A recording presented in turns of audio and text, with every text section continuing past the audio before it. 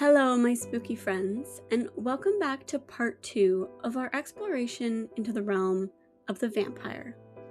If this is your first time tuning in, welcome.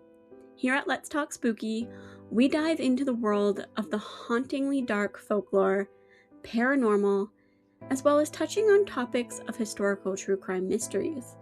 So if that sounds like your vibe, I would love if you hit that follow button and leave us a review. Say hi.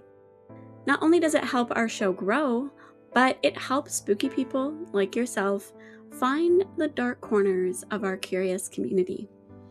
Last week, we talked about the origins of the Celtic vampire, but now I want you to follow me as we hop across the ocean to a small inlet that's connection to the vampires makes this location one of the most compelling examples of vampire legends even in modern day.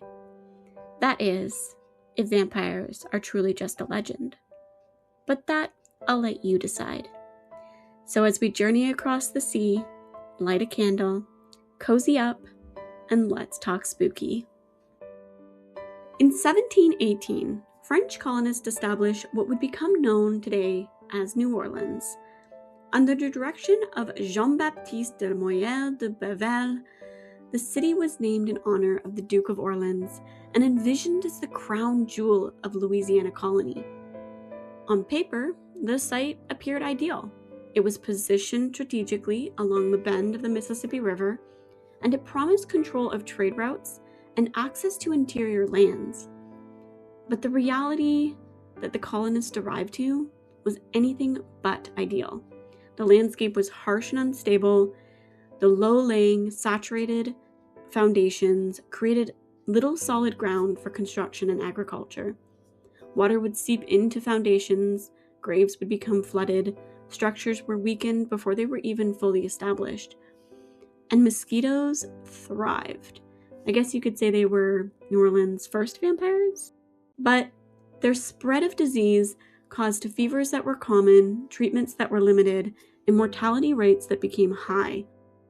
Flooding was so frequent and destructive because of seasonal rains and river surges that it erased homes and ruined supplies within minutes, forced repeated rebuilding, making progress in the land incredibly slow. Early versions of New Orleans was nothing like we think of today. The fear of disease, the fear of land, and the fear of unknown became an enduring presence in the city. And perhaps that's why the stories of the dead returning seemed to thrive from the very beginning. The colony depended on forced labor, first of the indigenous peoples who had been displaced on the land, and then eventually enslaved African Americans, brought over by the transatlantic slave trade. New Orleans had become a port city built on exploitation, cultural collision, and constant instability. French settlers brought Catholicism, enslaved African Americans brought spiritual traditions, and indigenous knowledge lingered on the land itself. Everything mixed and blended, and nothing stayed pure. This collision of cultures, French, African American, indigenous, Caribbean, would eventually give New Orleans its unique identity. But the beginning of that created confusion, superstition, and mistrust among the colonists, especially when death seemed to be everywhere. By 1720s, the colony faced a new problem, though. Too many men, and too few women. Soldiers, traders, laborers that came to New Orleans, they came alone, without families. The colony went into temporary, chaotic, unrooted, wild behavior. And French officials believed that it needed stability. It required marriage, children, and permanence. So, the decision was made. They would send for the women. Before they were ever called casket girls, they were simply young women leaving France behind for new beginnings. Most were in their late teens, early 20s, but historical records show that some were as young as 12 years of age, which, as a mom of a 10-year-old, it gives me the ick. Many were from low-income families, some were orphans, some were even prostitutes looking for a new beginning. But those ones are secret. These women were sold an illusion of a place waiting for them that was thriving, and men that could provide well-established homes and lives for them, when that was just not the reality. French officials had promised colonies, on the other hand, and the king, that they would be recruiting women who could read, who understood good Catholic values, and were considered respectable for the standards of the time. Essentially, they were well-respected Catholic virgins. But sometimes, as we know, beggars couldn't be choosers, and the women rarely met the expectation. But information like that was kept from the colonies. Each woman was provided with a small wooden chest, a casket, containing what little she did own: clothing suitable for marriage, personal belongings, personal linen, religious items, and perhaps a letter or two from home. Everything that she could fit inside was all that she could bring. And as we know, the ocean can be hard, and the Atlantic crossing was long and uncertain. Ships were crowded, illness was common, privacy essentially didn't exist, and many of the women had never left the village before, let alone crossed an entire ocean. Finally, when they arrived, roughly 6 weeks after leaving France, they were far from what the crowd at the port had awaited for. Weeks at sea had rendered women frail-looking, pale from lack of sunlight. Some had caught illnesses that looked as though the death was close: sunken eyes, rashes, even bloodied gums from scurvy. The men were furious and disgusted at what was sent.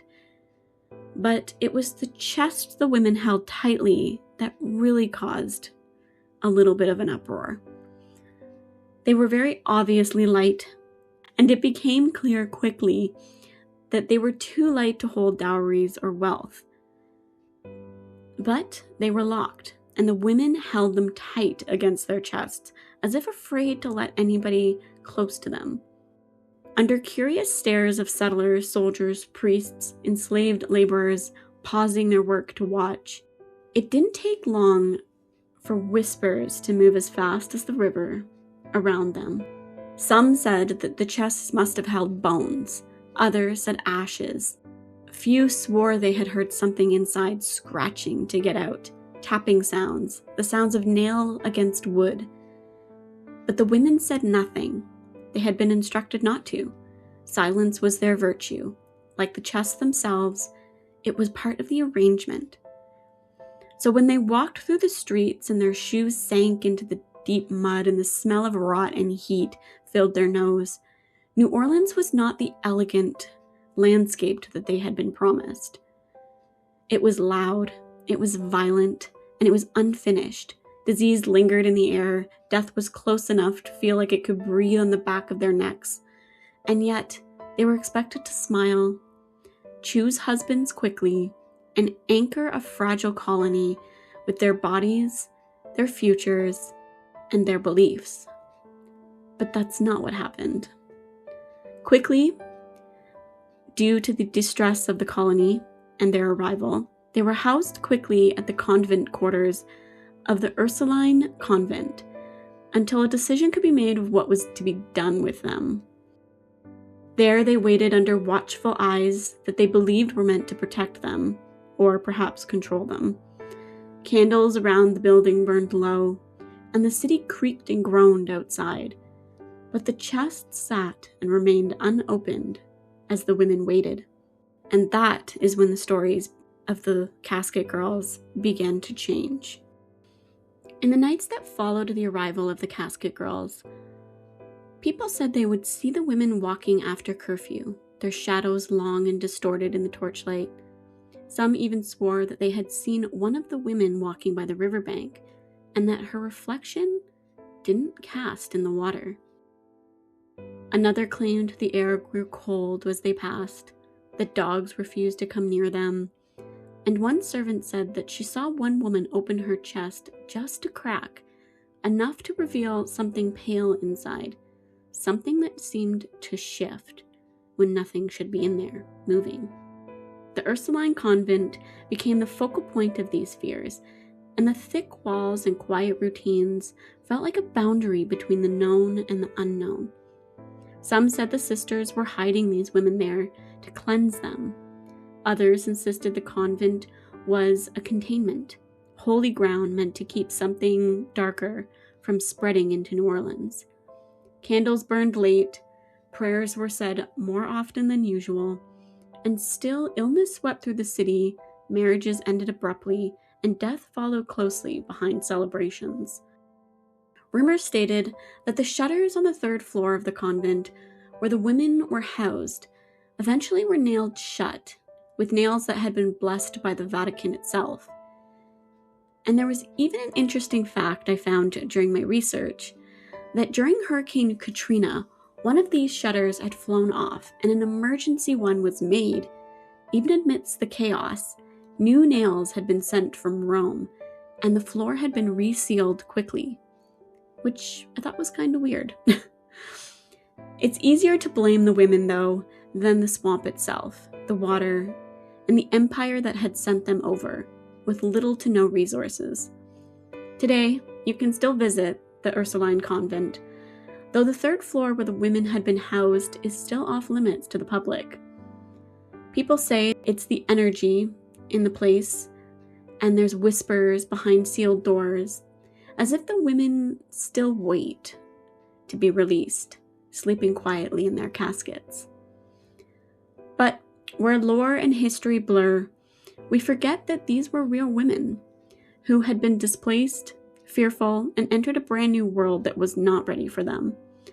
Some of them lived very long lives, others disappeared into records marked only by marriages, dates, and burials. But legends outlive them, and even now, the story lingers in New Orleans like a damp air that never fully cleared. The tale of women arriving with locked boxes, of suspicion dressed in superstition, and how quickly survival stories can be twisted into something monstrous. Not because they were unnatural, but because the city was, and still is, haunted by what it demands of those who arrive hoping for a new future. And that's the thing about New Orleans, though, isn't it? That the stories don't usually end. They settle. They sink into the streets, into the brick, into the iron, into the damp soil, waiting to be reshaped by time. Legends don't need truth to survive, only fear, silence, and a city that's willing to believe that something unnatural arrived on the ocean that day. And once that idea took hold, it never disappeared. And when the chests were opened, and the realization that it was only linen and household items, it didn't change anything. The superstition still lingered, still adapted, and still waited patiently on the 3rd floor. So here the story begins to shift, from the quiet women with locked boxes to the whisper of figures moving through the courtyard after dark. From suspicion to hunger, from rumors to something a little bit more deliberate. As the centuries passed, New Orleans began telling new stories. Stories of elegant figures that never seemed to age, of strange deaths drained of warmth, of faces that glimpsed in gaslights and then vanished too quickly to be trusted. These weren't the crude monsters of European folklore. These were well-dressed, they knew the city, and they blended with it. And unlike the women who arrived in silence, these were said to have stayed, even to now. And that's where we're going next, into the early 1930s, where New Orleans was a city caught between eras. Electric lights had arrived, but gas lamps were still used in the French Quarter. The docks were busy at all hours, and men came and went like the river. In this space, though, there were whispers of two new faces, the Carter brothers. And according to later tellings, the brothers were named John and Wayne Carter, and they were said to be dock workers, a common enough profession that no one seemed to think twice when they first arrived. They lived quietly near Royal Street, close enough to St. Anne Church that the sound of footsteps and voices never seemed to stand out. But in the corner, privacy was protected by noise. But one night, the sound of a woman's scream would put new light on the Carter brothers that would shine throughout history. This young woman reportedly fled the building and collapsed on the street. Her wrists had been cut, and she was frantic and incoherent, speaking about being held inside while others had not escaped.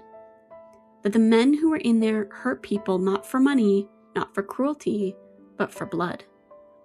And in some of the versions of the story, she spoke about being weakened slowly, deliberately, as though her suffering was part of the ritual rather than the crime. When police entered the home, history began to blur with legend. Some accounts described people restrained inside, barely alive. Others spoke of bodies, dead, pale, and bloodless, laid across the floor in a manner that suggested care rather than chaos. There were no official reports to confirm either version, though. But the details have been repeated so often throughout history that they seem to have settled in New Orleans' memory. The brothers, when confronted, were have said to not resist the arrest. They confessed freely to the police at what they had done, not to the murder alone, but something much older, claiming that they had drank the blood because they had needed to. That they weren't mad, they were only hungry. And if it were true, it would be one of New Orleans' most extraordinary cases of vampirism. Sensational crimes were the front page of news in 1930, and yet we looked in our research and there is no newspaper articles, no court transcripts, and no execution records for these men. And no burial entries either. But still, the legend seems to insist that there was an ending and there was a truth to it. Some say the brothers were executed quietly and buried in an above-ground tomb, as was common in the city. Others say that the trial itself had been rushed or deliberately minimized to hide embarrassment. A story strange enough for the city, already battling a reputation with the dead. Then comes the final claim. The one that pushes the tale from crime into folklore. That after all of this, that the reason that the tombs and the records couldn't be found was when they opened them later, they were empty. The tombs lay empty, not disturbed by stone, no signs of vandalism, just empty, as if the brothers had just woke up, walked out. Modern researchers find nothing to support this legend, though. No missing bodies, no altered burial logs, no evidence that the Carter brothers ever existed at all. But folklore doesn't really rely on proof, does it? Only repetition. Today, the Carter brothers survive not in the archives, but in ghost tours, in whispered stories of vampire lore passed down through generations of storytellers. They exist in New Orleans as they always have, understood as a fundamental part of their history. Not everything is recorded in the history books, and sometimes silence is intentional. So whether the Carter brothers were criminals, inventions of folklore, or something else entirely, their legend does remain fixed in New Orleans, not as a claimed and undoubtable truth, but as a reflection of the city where the darkness has always walked comfortably alongside belief. But our final creature of the night, well, he's one that might have you questioning all of what I had said before. And he blurs the line between fact and fiction, and what really is true in New Orleans folklore. New Orleans has a way of turning certain addresses into living things. If a building gets old enough and famous enough, passed from owner to owner and business to business, it soon becomes part of the city itself, part of its stories, part of its history. It's the way that tour guides slow down their voices when they reach a particular corner.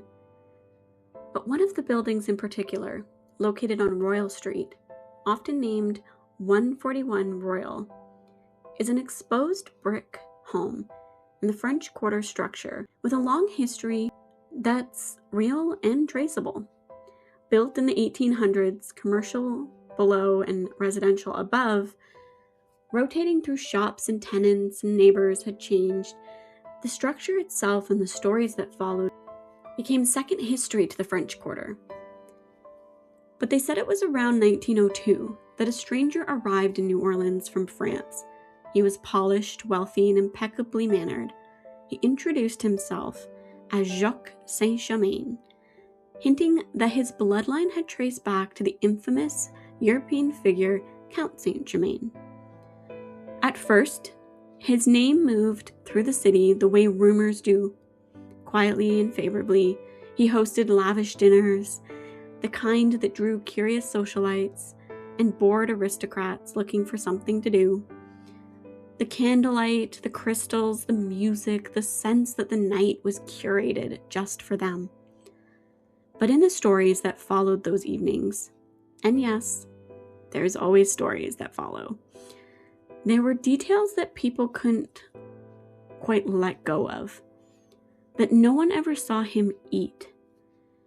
And it's such a small thing, kind of odd, that it was brushed off at first. Some people don't have appetites during parties. Some people are particular about who they eat with. Some people are simply trying to appear mysterious.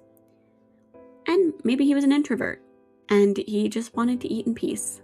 I feel that. But New Orleans is a city that always kept tabs on the strange things that happened around it.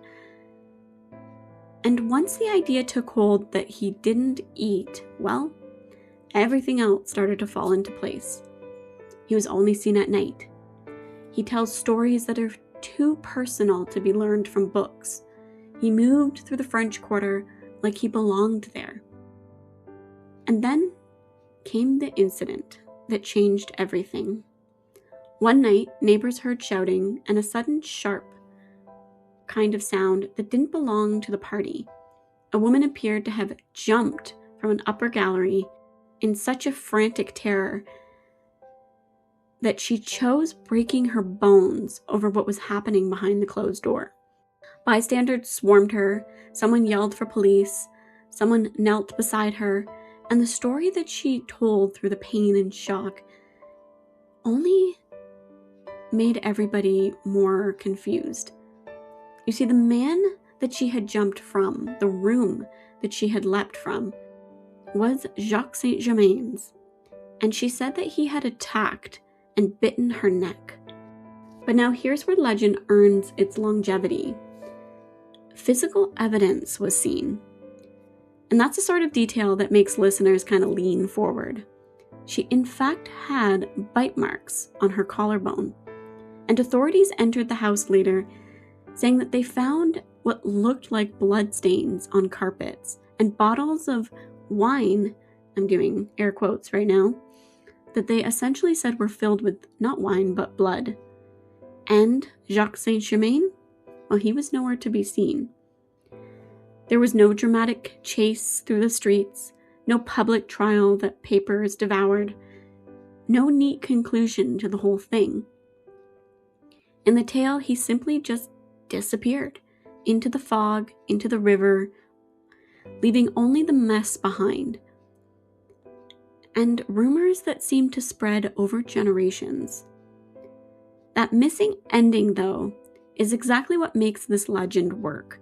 Because in New Orleans, an unsolved story doesn't die, it seems to grow and multiply. People claimed sightings of Jacques St. years after this incident, even decades later. A man who looked exactly the same, a man who smiled too politely, a man that was always seemed to pass through, but never stay long enough for anybody to really get to know him. But then, because you asked for some historical backbone, the narrative shifts. When preservation groups and researchers looked for Jacques St. in the places that you would expect him to exist, city directories, census records, newspaper articles, everything came up empty. And one of the most important history details about this story is that there is a strong claim that the vampire version of Jacques St. Germain, tied to Royal Street address, didn't really solidify until the 1900s, when tour guides began repeating it as a part of their quarter haunt canyon, which doesn't quite kill the legend, but it kind of makes you more curious about it. Because that's how urban folklore seems to work in a place like New Orleans.